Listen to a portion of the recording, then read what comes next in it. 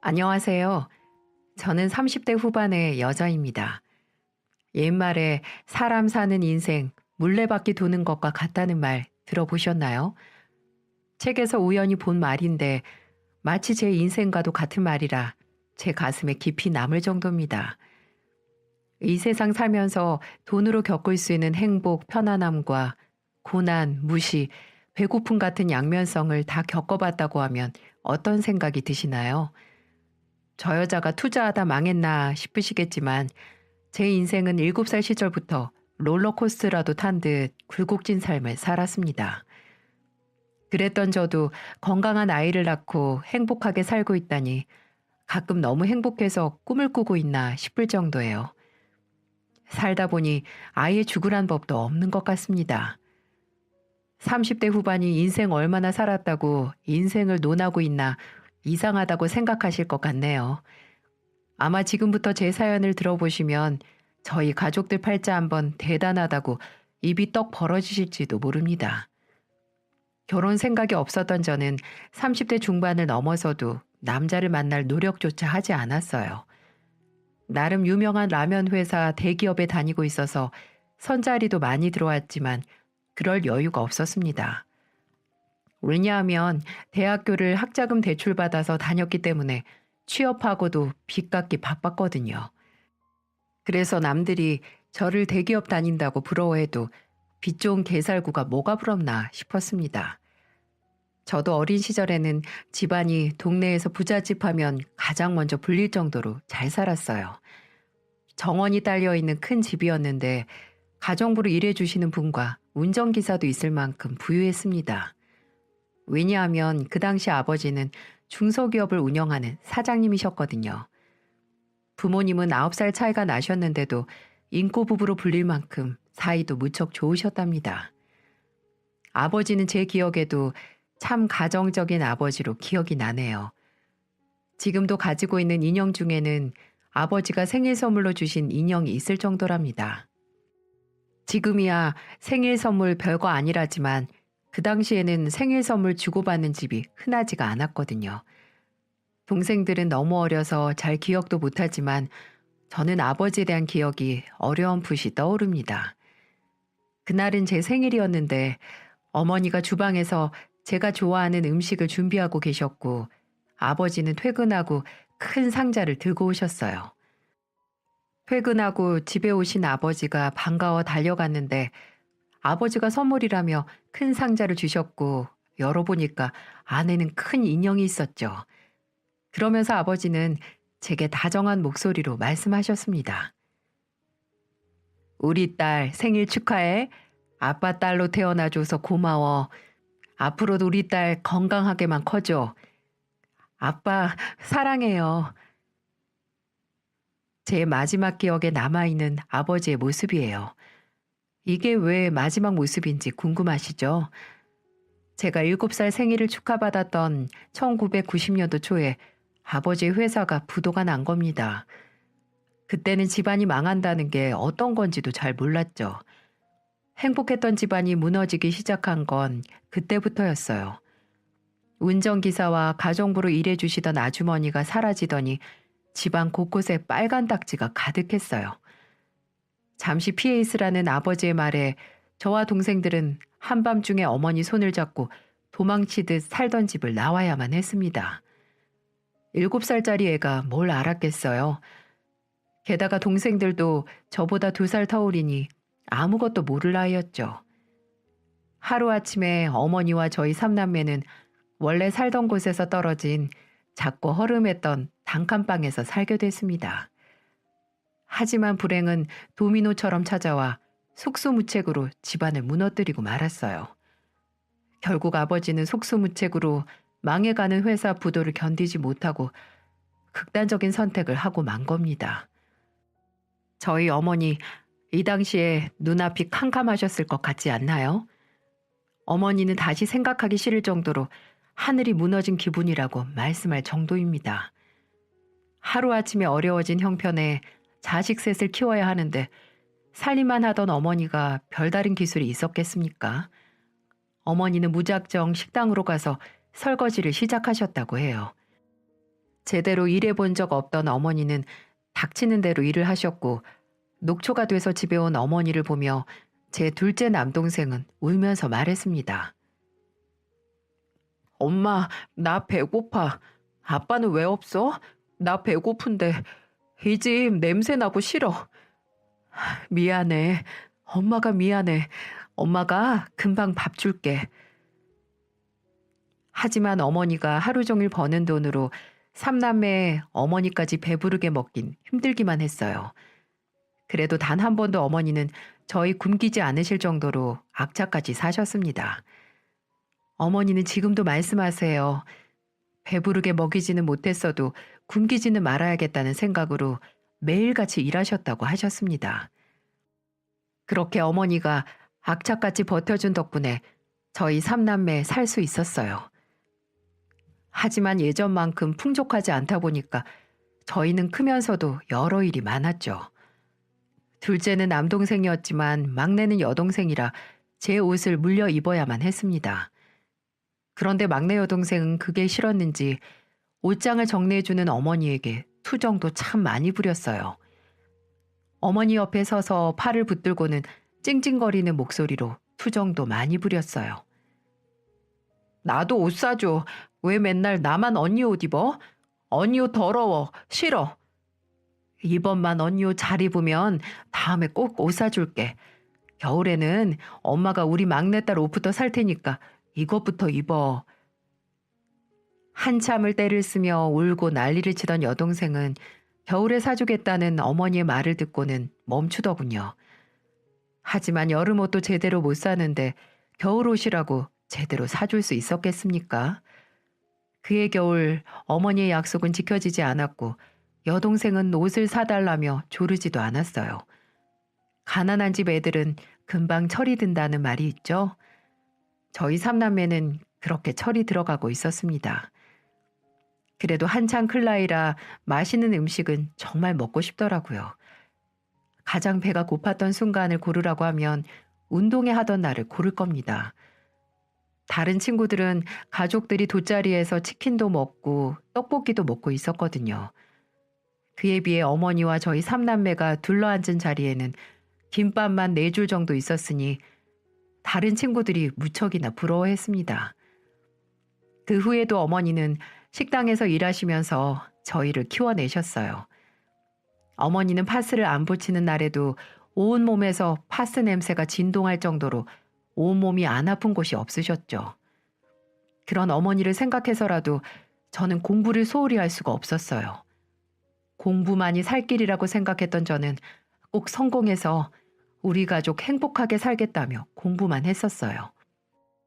공부에만 몰두했던 저는 서울에 있는 4년제 대학을 졸업할 수 있었던 거예요. 대학교 때도 친구들은 미팅에 술 모임에 바빴지만 저는 오직 취업만 바라보며 살았습니다. 캠퍼스의 낭만을 즐기기에는 가족들을 저버릴 수가 없었거든요.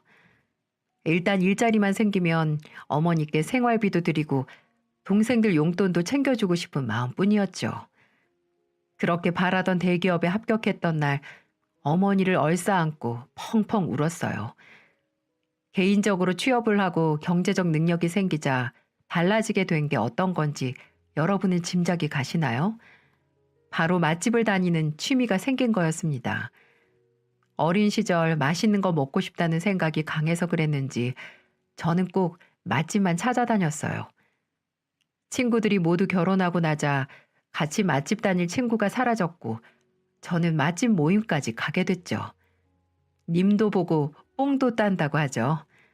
바로 이 모임에서 지금의 제 남편을 만나게 된 거예요. 그때는 저와는 너무 다른 사람이라는 생각이 들 정도로 사람이 순수해 보이더라고요. 남편과 우연히 같은 테이블에서 밥을 먹게 됐는데 그 식당이 반찬을 셀프로 리필해 먹는 곳이었어요. 그런데 남편은 제가 많이 먹는 반찬을 계속해서 가져다 주는 겁니다. 처음에는 몰랐는데 이상하게 리필할 틈도 없이 채워지는 반찬을 보니 남편이 챙겨주고 있다는 걸 눈치채게 됐죠. 저는 그제서야 고맙다며 말을 걸었고 남편은 제게 살며시 웃으며 말하더군요. 저도 잘 먹는 반찬이라서요. 맛집 좋아하세요? 매번 모임마다 빠짐없이 나오는 것 같아서요. 네, 저는 맛있는 음식 먹는 거 좋아해요. 요즘 친구들이 다 시집가서 여기라도 나와야 먹으러 다니겠더라고요. 혼자 먹는 건 맛이 없잖아요. 저도 맛집 좋아해요. 가끔 퇴근하고 맛있는 음식 먹고 싶으면 저랑 같이 가실래요? 저도 마땅히 같이 다닐 사람이 없어서요. 정말요? 저야 친구 생기면 좋죠. 그렇게 저와 남편은 같은 취미를 공유하며 친구가 됐습니다. 그런데 남녀 사이에 친구는 없다고 하잖아요. 맛집 다니면서 밥정이 들었는지 남편과 저는 어느새 연인으로 발전해 있었죠. 남편은 저를 참 편안하게 해주는 사람이었어요. 저는 맛집에서 맛있는 음식을 먹고 나면 꼭 식구들 음식을 포장하는 게 일이었거든요.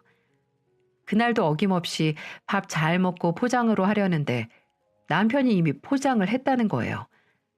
어리둥절해하는 저를 보면서 남편은 뿌듯한 얼굴로 말하더군요. 나도 오늘은 효자 좀 돼보려고 우리 집 거 포장하다가 같이 포장해달라고 했어. 아까 화장실 간다면서 오래 걸린다 싶더니 계산까지 하고 온 거였어? 잘 들고 가서 이 예비사위가 맛있게 드시라고 사준 거라고 장모님께 꼭 말씀드려. 저는 남편의 말에 웃음이 빵 터지고 말았습니다. 아무래도 나이가 있다 보니까 남편은 장난처럼 결혼 이야기를 꺼내곤 했어요. 그래서 어머니와 동생들은 남편이 종종 저를 통해서 보내주는 음식 때문에 남편의 존재를 알게 됐어요. 남편과 둘도 없는 단짝처럼 붙어 다니던 어느 날이었어요. 제가 제일 좋아하는 맛집을 갔는데 속이 거북해서 한 입도 먹기가 힘들더라고요. 제가 평소처럼 먹지 않는 걸 본 남편은 걱정스러운 목소리로 묻더군요. 몸이 안 좋아? 왜 이렇게 못 먹어? 이상하게 몸이 안 좋네. 속도 거북하고. 그때였습니다. 갑자기 헛구역질이 나왔고 저와 남편은 놀라고 말았어요. 저희는 급한 마음에 임신 테스트기로 확인했는데 정확하게 임신이었어요. 남편은 저보다 더 기뻐했고 저를 끌어안더니 울먹이는 목소리로 말하더군요. 내가 평생 행복하게 해줄게. 평생 당신이랑 뱃속의 아이를 위해서 살게. 정말 임신일까봐 불안해하던 저는 남편의 말에 모든 불안감이 눈 녹듯 사라졌습니다. 이렇게 확신을 주고 믿음을 주는 남자라면 평생을 함께할 수 있겠다는 생각이 저절로 들 정도였어요. 하지만 역시나 제 인생은 뭐 하나 쉬운 게 없었죠. 이 무렵이 저희 어머니가 암투병으로 식당 일도 못할 때였거든요. 그래도 제가 모아둔 돈이 있어서 문제될 건 없었지만 내심 어머니는 미안해하는 눈치셨습니다. 저는 알아서 다 잘할 수 있다며 어머님께 말씀드렸고 그렇게 시댁에 인사를 가게 됐어요. 다들 시댁에 처음 인사 갔던 날 기억나시나요?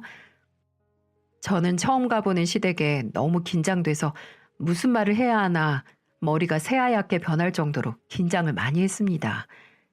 그런데 그런 긴장도 잠시였어요. 예비 시댁에 들어서자 인상 좋은 시아버님과 얼굴만 봐도 말 함부로 하면 안 될 것 같은 시어머님이 저를 맞이해 주셨어요. 호랑이 굴에 들어가도 정신만 바짝 차리면 살 수 있다고 심호흡을 하며 들어갔어요. 아버님은 건물을 여러 채 관리하는 건물주셨는데 역시나 집안이 넓고 좋아 보였어요. 어머님이 가정주부라 그런지 집안도 곳곳에 관리한 흔적도 돋보였고요. 저는 시댁 식구들에게 인사를 하며 들어섰고 시누이까지 반갑게 인사해주면서 반겨줬습니다. 특히 아버님은 저를 보자마자 제일 큰 목소리로 반겨주며 말씀하셨어요. 우리 아들이 요즘 인상도 좋아지고 보기가 참 좋았는데 이런 신부감을 숨겨두고 있었네. 아버님의 환대에 기분이 좋았는데 어머님은 제가 마음에 안 들어하는 눈치셨어요. 저를 위아래로 훑어보다가 주방으로 가시는 걸 보자 오늘 정말 정신 제대로 차려야겠구나 싶었죠. 그런 어머님을 보며 멋쩍게 서 있는데 남편은 괜찮다며 제 손을 잡아줬어요. 그래서 다시 한번 심호흡을 하고 주방으로 아버님 그리고 시누이와 함께 갔습니다. 그렇게 예비시댁과 처음으로 다 같이 밥을 먹게 된 자리였죠. 아버님은 제게 들뜬 목소리로 말씀하셨습니다. 우리 며느리가 맛있는 음식은 다 잘 먹는다고 했는데 잘 먹었으면 좋겠네. 홀몸도 아닌데 얼른 먹어요. 아버님의 말씀을 듣고 다 같이 한술 뜨렸는데 어머님이 갑자기 제게 들으라는 식으로 말하시더군요. 몸을 함부로 굴리니까 애부터 덜컥 생기지. 우리 아들 발목 제대로 잡혔네. 어머님의 말에 너무 놀란 저는 깜짝 놀랐어요. 갑작스런 상황에 아무런 말도 못했는데 옆에 있던 시누이가 어머님께 이렇게 말했어요. 옆에 딸도 있는데 엄마가 꼭 그렇게 말해야겠어? 손뼉도 마주쳐야 소리가 나지. 못할 소리도 아니고 뭘. 됐어. 어서 밥이나 먹자. 저는 너무 당황스러워서 식은땀이 줄줄 나는 것만 같았어요. 시누이는 제게 얼른 먹으라며 고기 반찬도 앞에 놔주면서 살갑게 대해주더군요. 그래도 이미 어머님이 내뱉은 말이 있는데 밥을 맛있게 먹을 수 있겠습니까? 밥이 코로 들어가는지 입으로 들어가는지도 모를 정도로 불편한 저녁을 먹게 됐습니다. 그렇게 정신없던 저녁을 먹었고 아버님과 남편은 뒷정리할 테니까 거실 가서 쉬라며 저를 떠미셨어요. 저는 결국 거실에 어머님과 둘이 불편하게 앉아있게 된 겁니다. 제 바로 앞에 마주 앉은 어머님은 저를 잡아먹을 듯 쳐다보시더니 앙칼진 목소리로 물으시더군요. 아버지는 뭐 하는 사람이야? 결혼도 전에 애부터 생긴 건 다 아시고? 갑작스런 어머님의 질문에 당황했지만 침착하게 대답했죠. 제가 어릴 때 아버지가 돌아가셨어요. 그래서 어머니가 혼자서 저랑 동생들 다 키우셨어요. 대단한 집구석이네. 재산은 과부 혼자 대단하게 모았을 것 같진 않고 그래도 자가 하나쯤은 있겠지? 아니요. 지금 반전세로 살고 있어요. 아유, 들을수록 기가 막히네. 어머니가 무슨 일을 하길래 그 나이에 아직도 반전세를 살고 있어. 번듯한 집도 절도 없이. 지금은 항암 치료 중이라 일은 못 하시는데 그전에는 식당에서 일하셨어요. 저희 어머니가 투병 중이라는 말을 듣자 어머님은 손부채질을 하며 자리에서 벌떡 일어나셨어요. 그리고 저를 보자 손가락질을 하며 이렇게 말하더군요. 너 뭐 하는 년이야? 우리 아들 등골 빼먹어도 유분수지. 너 내 남편이 건물주인 거 알고 우리 아들한테 일부러 들러붙은 거지? 그게 아니고서야 우리 아들이 정신 나간 게 아니면 너 같은 걸 왜 만나냐고. 어머님은 제게 손가락질을 하며 소리를 지르셨고 아버님과 남편은 어머님이 소리 지르는 소리에 거실로 달려왔어요.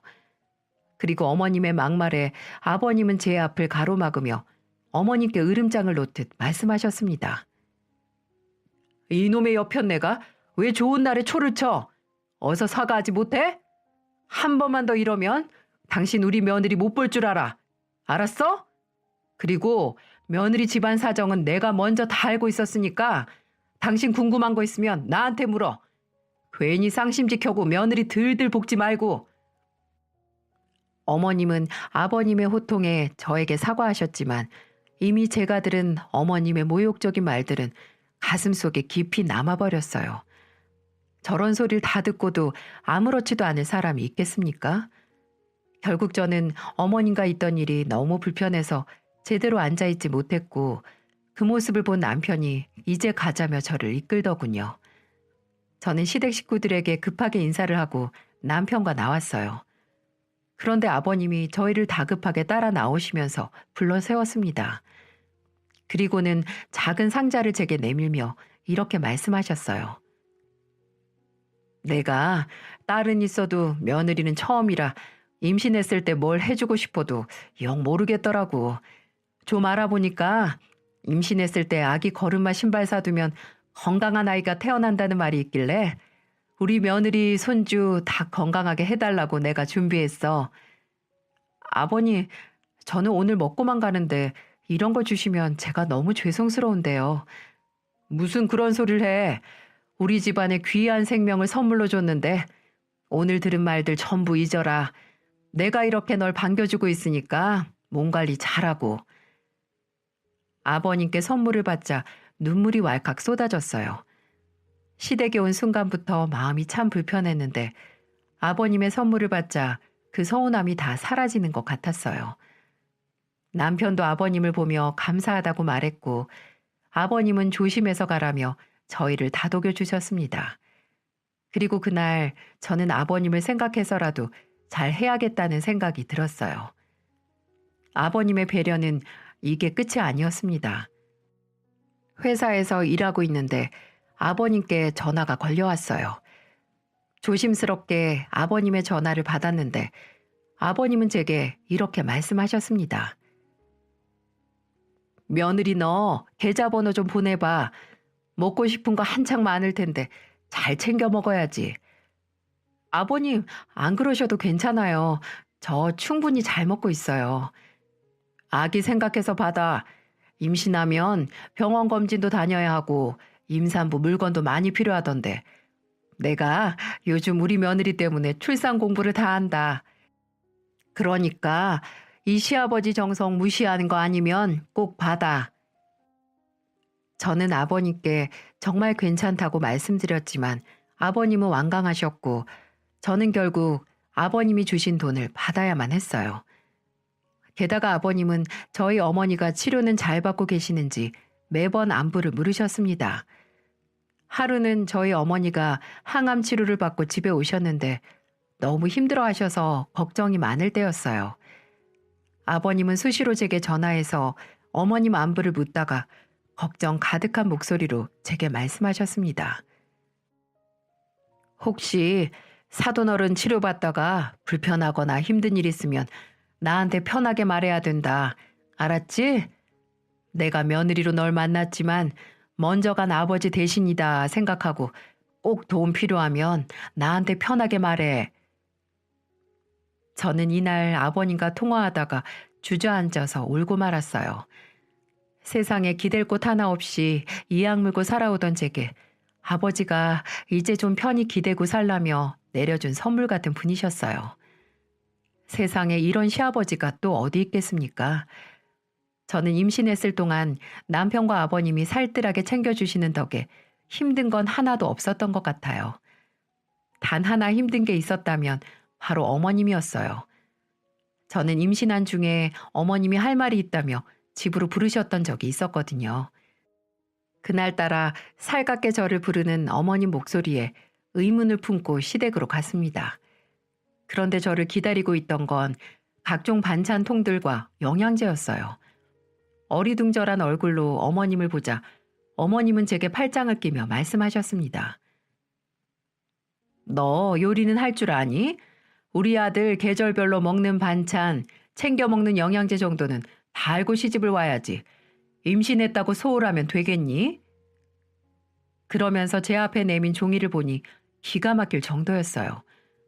남편이 챙겨 먹는 영양제 종류가 무척이나 많았는데 이걸 또 요일별로 다르게 챙겨 먹고 있었던 겁니다. 그런데 이걸 저보고 요일별로 자기 아들 챙겨주라니 기가 막히지 않나요? 저도 너무 어이가 없어서 어머님께 이렇게 말했어요. 어머님, 이걸 다 요일별로 챙겨 먹는다고요? 너처럼 잘한 애들은 뭘 먹는지 모르겠는데 우리 아들은 내가 다 챙겨주는 거야. 어머님은 마치 훈장이라도 받을 만한 일을 한 것처럼 자신만만하게 말씀하셨어요. 하지만 저도 아이라도 낳고 나면 바쁠 텐데 이걸 다 어떻게 챙기겠습니까? 이건 처음부터 잡고 가야겠다는 생각이 들었고 저는 어머님께 살살 웃으며 말씀드렸어요. 어머님, 근데 요즘 종합 영양제 잘 나오는데 누가 이렇게 다 챙겨 먹어요. 비타민도 많이 먹으면 소변으로 다 나온대요. 간편하게 한 통 주고 알아서 챙겨 먹으라고 할게요. 그리고 이렇게 약으로 챙겨 먹는 거 말고 음식으로 먹는 게 더 건강에 좋아요. 지금 내가 잘못했다는 거냐? 그런 게 아니라 원래 집에만 있다 보면 소식이 느리잖아요. 제가 알려드리는 거죠. 저는 어머님께 웃으며 말씀드렸습니다. 솔직히 자기 몸은 자기가 챙기는 거 아닌가요? 아예 처음부터 확실하게 말씀드리니까 속이 다 시원할 정도였어요. 그런데 어머님이 저를 부르실 때는 아예 작정을 하고 부르신 거였습니다. 왜냐하면 저를 아예 의자에 앉히시더니 앞에 있던 반찬통을 늘어놓으며 말씀하셨어요. 너는 뭘 먹고 자랐는지 몰라도 우리 아들은 이렇게 내가 손수 차린 거 먹으면서 살았다. 너 이런 건 할 줄 아니? 어머님은 제 앞에 반찬을 늘어놓으며 말씀하셨어요. 자식 생각하는 어머님의 정성은 알겠지만 저는 어머님의 말들이 황당하기만 하더라고요. 그래서 저도 모르게 어머님께 이런 말까지 했네요. 어머님, 근데 그동안 남편이랑 바깥 음식 잘만 먹고 다녔어요. 그리고 몰랐는데 남편이 어머님 닮아서 그런지 음식을 참 잘하더라고요. 연애할 때 종종 도시락 싸왔었는데 정말 맛있었거든요. 요리야 잘하는 사람이 만들면 되는 거죠. 그 도시락이 네 거라고? 내 원 기가 막혀서 아침에 운동하고 먹겠다고 싸가는 거라더니 그래서 지금 내 앞에서 유세 떠는 거냐? 아니요. 저는 어머님이랑 잘 지내고 싶은데 계속 이런 이야기만 하시면 제가 어머님과 이야기할 게 없잖아요. 저는 어떻게든 어머님과 분위기를 풀어보려고 이야기를 다른 주제로 돌리려고 했습니다. 그런데 어머님은 제게 대뜸 이런 소리를 하시는 거예요. 너 할 줄 아는 거 없으면 요리 학원이라도 다녀. 나는 내 아들 주방에서 지지고 볶는 거 못 본다. 근본도 없이 자랐으면 배울 생각이라도 해야지. 어머님의 본론은 딱 하나였어요. 결국 배워서라도 자기 아들 챙기라는 거였는데 제가 그럴 틈이 어디 있겠습니까? 애 낳고 나면 육아하기도 바쁠 텐데 어머님의 요구가 기가 막혔습니다. 그래서 저는 어머님께 이런 제안을 했어요. 그럼 어머님, 제가 요리학원 다니면서 진수성찬 만들 동안 저희 아이 좀 봐주시겠어요?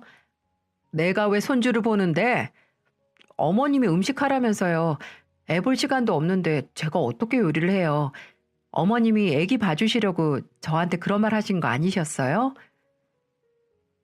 제가 어머님께 똑부러지게 말씀을 드리자 어머님은 화를 내셨어요. 그리고는 제게 화가 잔뜩 나서 흥분한 목소리로 이렇게 말씀하시는 겁니다. 네 엄마는 가만히 있다가 딸년 앞세워서 누워서 떡이나 먹고 굿이나 보겠다는 거네. 그리고 애도 못 볼 정도로 심각해지면 그 병수발은 누가 들 거야? 설마 우리 아들이 그거 다 독박 쓰게 하려는 속셈이면 꿈도 꾸지 마?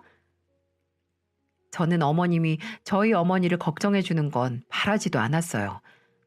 하지만 한 번씩 이렇게 막말을 하실 때면 이런 분을 시어머니로 두고 살아도 되나 싶을 정도로 큰 스트레스를 받았죠. 그런데 제가 어머님을 만나러 시댁에 간 걸 알고 있던 남편이 때마침 들어오더라고요. 시누이도 남편과 같이 들어왔는지 옆에 심각한 표정으로 서 있더군요. 너무 놀라서 두 사람을 보고 있는데 시누이가 어머니께 이렇게 말했습니다. 엄마는 내가 시집가서 이런 대우 받았으면 좋겠어? 대체 왜 이렇게 까칠해? 네가 얘랑 같아? 넌 부잣집 딸인데 남자 집안에서 넙죽 엎드려서 널 모시고 살아야지. 엄마 이러는 거 알면 개념 없는 집안이라고 소박 맞는 게 요즘 세상이야. 제발 새언니한테 말도 안 되는 소리 좀 하지 마. 내가 진짜 엄마 같은 시어머니 만날까 봐 무서워. 시누이는 어머님께 화를 냈고 어머님의 팔을 잡고 방으로 가자며 끌어당겼어요. 그리고 어머님과 방으로 들어가면서 미안하다며 저에게 대신 사과를 하더군요. 사실 시어머니만 생각하면 결혼이 고민되긴 했어요. 그런데 늘 저를 먼저 생각해주며 배려해주는 시누이와 아버님을 생각하면 제가 복받은 사람이라는 생각이 절로 들었습니다. 그래도 제가 제일 걱정했던 이유는 상견례 때문이었어요. 이렇게 말하면 엄마를 창피하기라도 했나 싶으시죠? 그런 게 아니라 어머님의 태도만 보면 저희 어머니에게도 저한테 하듯이 막 대할 것만 같았거든요. 사실 그동안 어머님의 행동을 봐온 게 있는데 걱정이 될 만도 하지 않겠습니까? 상견례 날짜가 다가올수록 걱정이 이만저만 아니었는데 남편이 괜찮을 거라며 절 다독여 주더라고요. 그리고 드디어 상견례 날짜가 다가왔습니다. 저희 어머니는 독한 치료를 받아오셨기 때문에 머리가 다 빠진 상태였어요. 그래서 예의가 아닌 줄 알면서도 어머니는 모자를 써야만 했습니다. 저는 미리 시댁에 말을 하고 양해를 구했어요.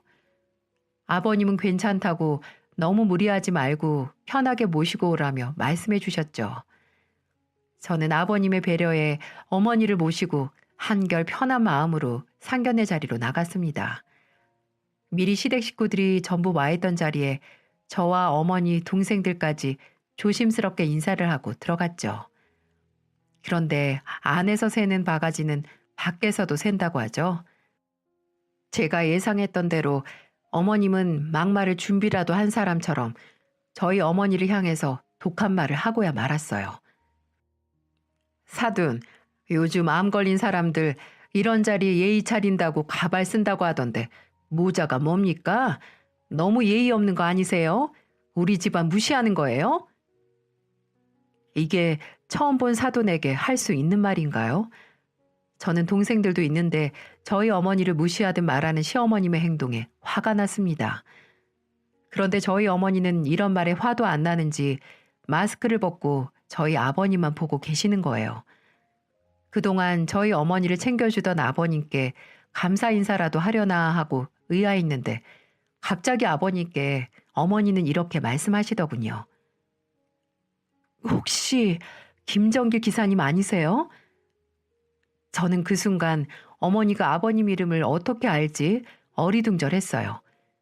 그런데 더 놀라운 건 어머니가 이렇게 말하자 자리에서 벌떡 일어나며 놀란 아버님의 모습이었습니다. 그리고 아버님은 저희 어머니를 보며 눈물을 글썽거리며 떨리는 손으로 이렇게 말씀하셨어요. 사모님, 사모님 아니세요? 두 사람은 상견례 자리인 것도 잊은 사람들처럼 손을 마주잡고 눈물을 흘렸습니다. 알고 보니 두 분의 인연은 생각보다 깊었어요. 30년 전 저희 아버님은 돌아가신 아버지의 운전기사였다고 했습니다. 저희 시아버님은 고아였는데 저희 아버지가 친동생처럼 아껴주며 챙겨주셨던 거예요. 그뿐만이 아니었습니다. 아버님이 눈물을 흘리며 목이 메이는 소리로 어머니께 이렇게 말하더군요. 제가 그때 우리 아들 피덩이 안고 갈 곳도 없어서 길바닥에서 잘 뻔했는데 그때 집에 지하방도 내주고 월세도 안 받으셨어요. 어찌나 고맙던지. 우리 아들 그 덕분에 이렇게 잘 컸어요. 저희 가족 생명의 은인이세요. 아버님의 말에 저희 어머니는 남편을 한번 보셨고 남편은 얼른 저희 어머니 앞으로 달려갔습니다. 그러자 어머니는 남편의 얼굴을 쓰다듬으며 이렇게 말씀하셨어요. 그때 그 어린애가 이렇게 컸어. 훌륭한 아버지 밑에서 기특하게 잘 컸네. 저와 동생들은 어려서 기억에도 없던 시절 이야기를 아버님은 울면서 털어놓으셨습니다. 그날 아버님의 이야기는 이랬어요. 그 당시 저희 아버지가 할아버지 회사를 처음 물려받았을 때라 일로 스트레스를 많이 받고 있을 때라고 했습니다. 그래서 아버님은 저희 아버지와 같이 소주도 마시면서 인생 이야기를 나눴다고 했어요. 소주를 나눠 마시던 아버지는 이런 말을 하셨다고 합니다. 내가 꼭 회사 자리 잡으면 우리 동생도 회사에서 일할 자리 만들어줄 거야. 그리고 우리 조카, 하나뿐인 조카도 지하방 말고 좋은 집에서 키우는 거 내 두 눈으로 볼 때까지 우리 같이 열심히 일해야 된다. 알겠지? 그럼요, 형님. 제가 형님 회사에서 당당하게 사장님이 되는 날까지 열심히 안전운전 할게요. 제가 지금 이렇게 사는 것도 다 형님 덕분이에요. 두 분은 가장으로서 힘든 일도 서로 털어놓을 정도로 가까운 사이였고 일적으로도 서로 의지하는 사이였던 겁니다. 어머니는 그 당시 아버지가 저희 아버님을 살뜰히 챙겨서 똑똑히 기억할 수 있던 거고요. 그리고 아버님도 항상 저희 가족을 궁금해 하셨다고 했습니다. 많이 야윈 저희 어머님의 얼굴을 보더니 아버님은 다시 한번 울먹이는 소리로 말씀하셨어요. 제가 그때 그렇게 형님 돌아가시고 장례식까지 치렀는데 도무지 사모님 보기가 어려웠어요. 왜 그렇게 사라지신 거예요? 제가 은혜 갚을 기회도 안 주시고요. 그때는 빚쟁이 피해서 도망갈 수밖에 없었어. 장례를 김정기 기사님이 다 해주셨다니 나 정말 몰랐어. 남편이 그렇게 떠나고 마지막도 제대로 못 챙긴 게 한스러웠는데 고마워 정말. 당연히 제가 해야 될 일이라고 생각했어요. 그래도 이렇게 살아계시니까 제가 더 감사드려요. 내가 마지막에 인사라도 하고 올 걸 속으로 후회 많이 했는데 이렇게 다시 보게 되니까 참 좋네. 그 순간 상견례 자리에 있던 저희는 모두 숨죽여 눈물을 흘리고 있었어요. 사실 크면서 아버지 원망도 많이 했습니다. 왜 우리만 두고 가서 어머니 혼자 고생하게 만드는지 속으로 많이도 미운 소리를 했어요. 그런데 제 이런 생각과 달리 아버지는 더 큰 사람이셨습니다. 제가 그동안 아버님께 의지할 수 있었던 건 정말 아버지와 같은 사람이라서 그랬던 거예요. 그리고 아버님은 그날 누구보다도 슬픈 목소리로 저희 어머니 손을 잡고 목 놓아 우셨습니다. 아이고 형님, 우리 형님 보고 싶네. 이런 경사스러운 날에 사모님 혼자 오게 만들고 어디 계세요 형님? 부르면 당장 오실 것 같은데 왜 그렇게 허망하게 가셨어요? 나는 왜 빚만 지게 만들어요? 저는 아버님의 울음소리에 같이 울 수밖에 없었죠. 아버지의 마지막을 알아주는 사람을 만나니까 아버지가 상견례 자리에 와줬구나 이런 생각이 들 정도였습니다. 그렇게 한참을 두 분이 과거 해포를 풀다 겨우 울음을 멈추고 자리에 앉을 수 있었어요. 아버님은 목을 가다듬고 저희 어머니께 이렇게 말했죠. 사모님, 우선 지금 사는 집 말고 아파트로 이사부터 해드릴게요. 32평이라 애들 2명이라 살기 좋으실 겁니다. 그때였어요. 어머님은 아버님께 소리를 치며 말하더군요. 당신 미쳤어? 옛날에 도움 받았으면 90년대 시세에 맞게 갚아야지. 왜 지금 아파트로 이사를 해준다고 그래? 당신 그 입 한 번만 더 함부로 놀리면 집에서 쫓겨날 줄 알아. 내가 형님이랑 사모님 안 계셨으면 우리는 이 자리에 있을 수도 없어. 다 옛날에 받은 은혜 덕에 살았으면 이제라도 갚아야지. 따지고 보면 내 재산이니까 당신은 잔말 말어. 아버님은 어머님께 신경 쓰지 말라며 으름장을 놓으셨어요. 어머님은 집에서 쫓아낸다는 말에 입을 다무셨고요. 저희 어머니는 아버님의 제안에 괜찮다고 말했지만 아버님은 막무가내로 말씀하셨어요. 사모님, 저 그때 형님 없었으면 다 죽었어요. 제가 이렇게 살고 있는 건 형님 덕분이라고 해도 과언이 아닐 정도예요. 그러니까 형님이 다시 살아와서 주는 선물이라고 생각하고 편히 계세요. 그래야 저도 저승 가면 형님 볼 면목도 서고 그러는 거죠. 아버님의 단호한 태도에 저희 어머니는 고맙다며 말씀하셨어요. 그리고는 제 둘째 남동생을 보며 아버님은 이렇게 말씀하셨습니다. 내년에 결혼한다고 했지? 내가 1억 보태줄 거야. 그리고 상견례 날짜 잡히면 나 불러줘. 내가 아버지랑 연이 깊어서 다 해주고 싶어서 그래. 아버님은 남동생의 결혼에도 1억을 보태겠다고 하셨고 상견례 자리에도 불러달라며 남동생에게 말하셨어요. 저희 어머니는 그 모습을 보다 또 눈물을 흘리셨습니다. 그리고는 울먹이는 목소리로 이렇게 말씀하셨죠. 내가 우리 딸 시집 가는데 아무 해줄 것도 없는데 하나이는 몸뚱이마저 아파서 어쩌나 걱정이 많았는데 꼭 죽었던 남편이 살아 돌아온 것 같네. 고마워. 정말 고마워. 그때 인연 잊지 않고 이렇게 다 해주려고 해서. 어머니는 제가 결혼하는데 아무것도 못 해주는 게 많이 신경 쓰이셨던 모양이에요. 자식이 부모 마음 다 알 수 있겠나요? 혹시나 어머니가 신경이라도 쓸까봐 시댁 다녀와서 어머니께 모진 소리 들어도 어머니한테 티 한 번 낸 적 없었어요. 그런데도 어머니는 자신의 몸이 아픈데도 제 걱정만 하고 계셨던 겁니다. 그날 이후 제 친정에는 많은 변화가 생겼어요. 아버님 덕에 넓은 집으로 이사를 해서 어머니와 동생들이 넓게 지낼 수 있어졌습니다. 게다가 저희 어머니는 한국에서 가장 크고 좋은 병원에서 치료를 받게 되셨어요. 이게 다 아버님이 알아봐 주신 덕분이라면 믿어지시나요? 저희 어머니는 현재 한국에서 암 치료로 가장 유명한 의사에게 딱 맞는 치료를 받고 계십니다. 그래서인지 저도 시집가는 마음이 조금 홀가분해졌어요. 이 모든 게 경제권을 아버님이 꽉 쥐고 있었기 때문에 가능했던 일이었죠. 그리고 더 놀라운 변화가 어떤 건 줄 아시나요? 바로 시어머님입니다. 아버님이 한 번 더 막말하면 카드도 다 막아버리겠다며 협박을 하셨고, 그 덕에 어머님은 제게 큰 소리 한 번 못 내세요. 한 번은 저한테 전화해서 이런 것도 물어볼 정도였어요. 엽산은 잘 챙겨 먹고 있어? 임신 중에는 엽산을 잘 먹어야 한다던데. 다 먹기 전에 나한테 말해라.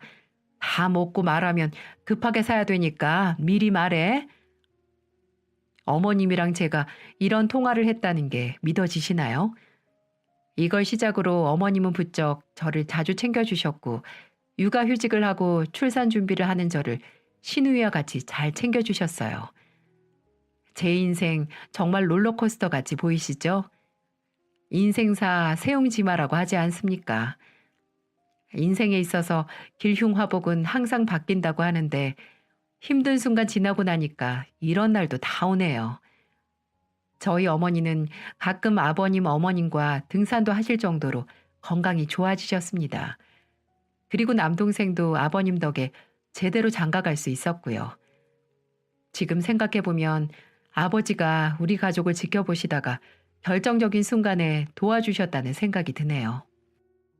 항상 마음 한켠에 아버지를 그리워하는 마음 반, 반대로 미워하는 반이 있었는데 이제는 지난날 힘들었던 순간은 다 잊을 만큼 행복해요. 왜냐하면 건강하게 출산한 아이와 그 옆을 든든하게 지켜주는 남편이 있기 때문이죠. 인생 아예 죽으라는 법은 없는 것 같아요. 제가 이렇게 긴 사연을 쓰게 된 것도 제 인생을 보면서 조금이나마 희망을 갖길 바래서였습니다. 좋은 일도 나쁜 일도 금세 지나갈 거예요. 그러니까 너무 슬픔에 잠기지 않길 바라겠습니다. 다 지나면 좋은 일이 가득하시길 바랄게요. 함께 해주셔서 감사합니다.